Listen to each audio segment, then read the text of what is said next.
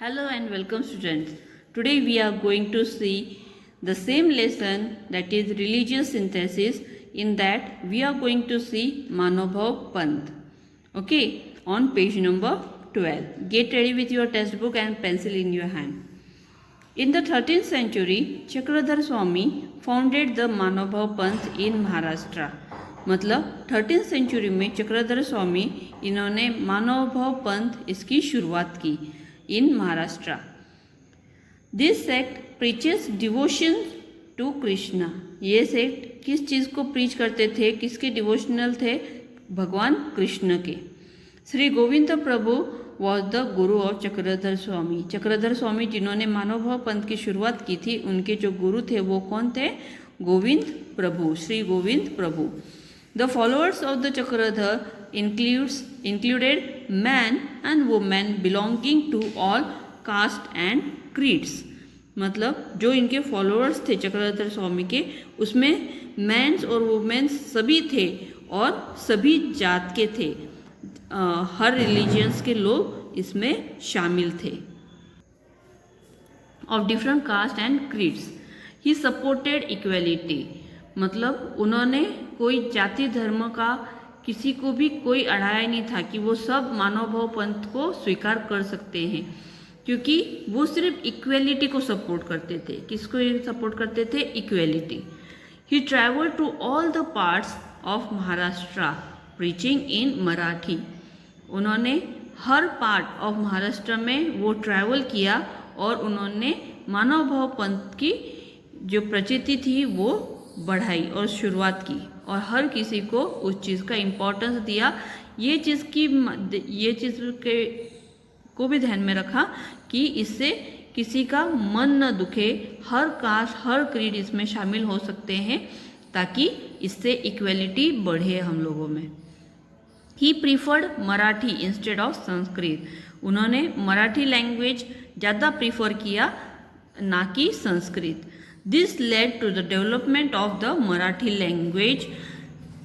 Many works were composed in Marathi. मतलब उन्होंने ये लैंग्वेज के ज़रिए ही लोगों में इस मैसेज को बढ़ाया ताकि डेवलपमेंट ऑफ मराठी लैंग्वेज भी हो और बहुत सारे कंपोजिशंस भी उन्होंने जो लिखे वो भी मराठी में थे. This sect mainly spread in Vidarbha and Marathwada regions of Maharashtra. ये सेक्ट ज़्यादातर मराठवाड़ा और विदर्भ रीजन में महाराष्ट्र में ज़्यादा स्प्रेड हुआ. Ridhipur in Vidarbha is an important place for people of this sect. ये रिधिपुर जो एक बहुत ही इम्पॉर्टेंट प्लेस जाहिर होती है इस चीज़ के लिए, जहाँ पर ये लोग ज़्यादा इम्पोर्टेंस दिया गया इस चीज़ को. This sect has reached up to far away region like Punjab and Afghanistan. मतलब ये सेक्ट बहुत जगह पर फैला और इसकी जो शुरुआत हुई थी मराठवाड़ा से या महाराष्ट्र से, और वो कहाँ तक फैला? Till Punjab and Afghanistan.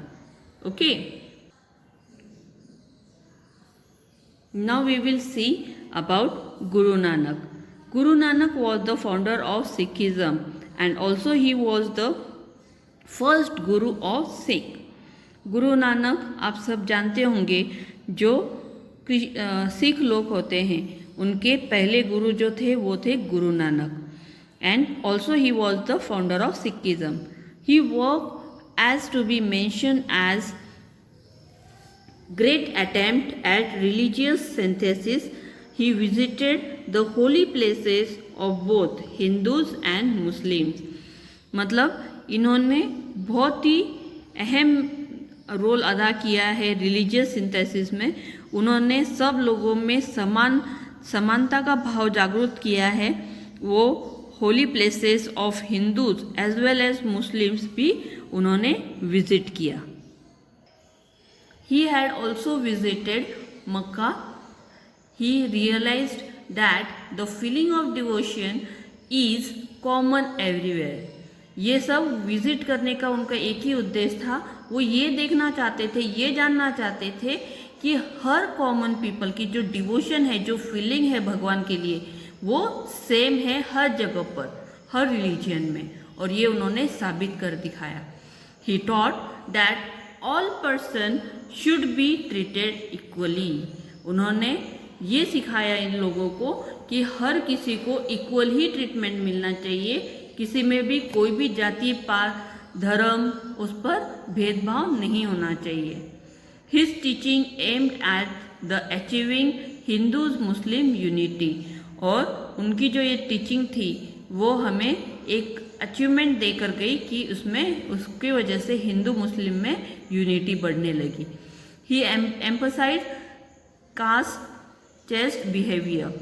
Many people were influenced by the teaching of Guru Nanak. बहुत सारे लोग उनकी टीचिंग से इन्फ्लुएंस होने लगे। The number of this followers increase day by day. दिन पर दिन उनके जो फॉलोअर्स की जो गिनती थी, नंबर्स थे, वो बढ़ने लगे। क्यों? क्योंकि उन्होंने इस तरह समझाया था लोगों में कि भगवान सबका एक है, हमारे जो फीलिंग्स है भगवान के तरफ वो एक है, हम लोगों ने कभी किसी के बीच में भेदभाव नहीं करना चाहिए। जब भगवान भेदभाव नहीं करते तो हम कौन होते हैं किसी के बीच में भेदभाव करने। ओके, और इस वजह से उनके जो फॉलोअर्स थे वो बढ़ने लगे। The followers of Guru Nanak are known as Sikh, और उनके जो फॉलोअर्स थे वो सिख नाम से जाने लगे। Meaning disciples and the Adi Granth also known as Guru Granth Sahib. उन्होंने एक किताब भी लिखी थी अधिग्रंथ, और उसे गुरु ग्रंथ साहिब इस नाम से जाना गया। The holy book of Sikh, जैसे Ramayana is a holy book of Hindus, वैसे सिख लोगों की गुरु ग्रंथ साहिब ये एक होली बुक है।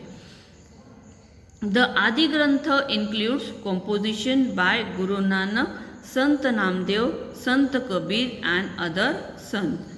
आदि ग्रंथ में बहुत सारे कॉम्पोजिशंस है, उसमें गुरु नानक, संत नामदेव, संत कबीर और बहुत सारे दूसरे संत का भी कॉम्पोजिशन है।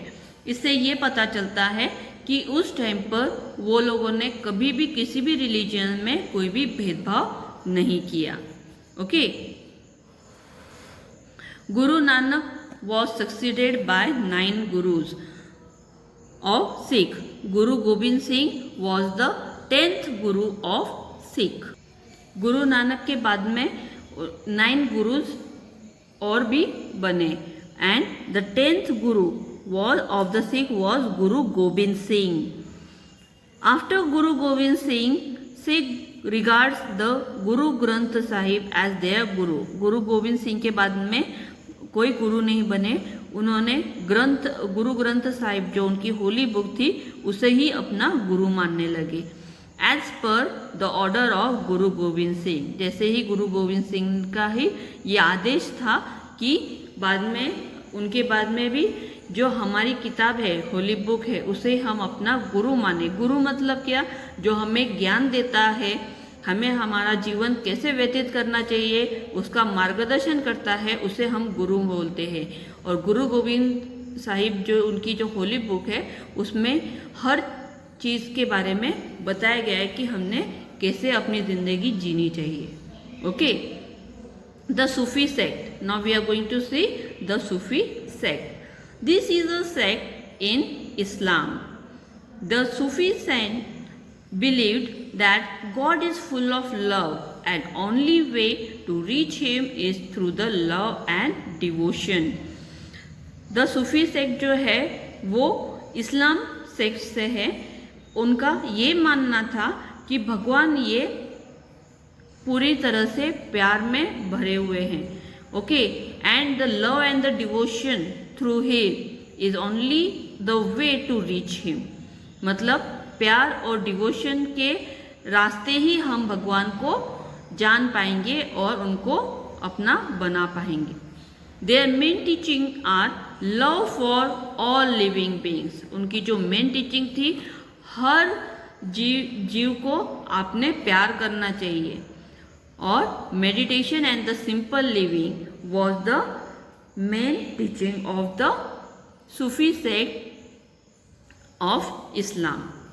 Okay, Khwaja Moinuddin Christie, Sheikh Nizamuddin Awliya were the great Sufi Sant. The teaching of Sufi saint led to unity in the Hindu and Muslim community.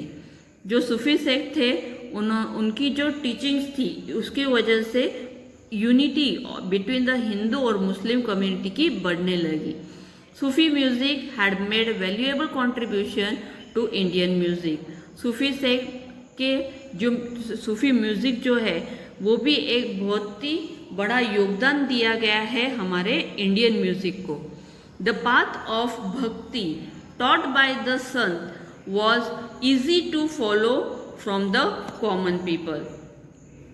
The Bhakti movement was open to all men and women. The Sant expressed their thoughts in the languages of the people. The common people found them close to their heart. The Bhakti movement had contributed greatly to making the Indian culture. Okay मतलब इन्होंने ये बताया गया है the path of भक्ति जो है जो अलग अलग संतों ने अलग अलग रिलीजियस के लोगों को बताया है और भक्ति मूवमेंट में मैन और वुमन दोनों भी शामिल हो सकते हैं और वो अपने अपने थॉट्स एक्सप्रेस किए उन्होंने वो भी पीपल्स लैंग्वेज में ताकि हर कोई एक दूसरे के करीब आए और इससे इक्वेलिटी का एक बहुत बड़ा संदेश उन्होंने दिया. अब उस टाइम पर लोग सब पढ़े लिखे तो नहीं थे लेकिन हम बिना पढ़े लिखे होकर भी हम एक साथ यूनिटी में कैसे रह सकते हैं विदाउट एनी डिस्क्रिमिनेशन. इसके लिए जो ये सब जातियों के जो भी संत लोग थे इन्होंने बहुत बड़ा अपना कंट्रीब्यूशन दिया है और इस वजह से हम ये कह सकते हैं कि bhakti movement has contributed greatly to making of the Indian culture. हमारा जो आज इंडियन कल्चर है इसमें बहुत बड़ा योगदान है भक्ति मूवमेंट का. So student today we have completed our chapter number 3 that was religious synthesis. Soon you will get PDF so that you can write the questions in your notebook. You can also try the exercise given in your test book. There it given some objective questions. You can try them by reading the lesson very properly. Okay? Bye.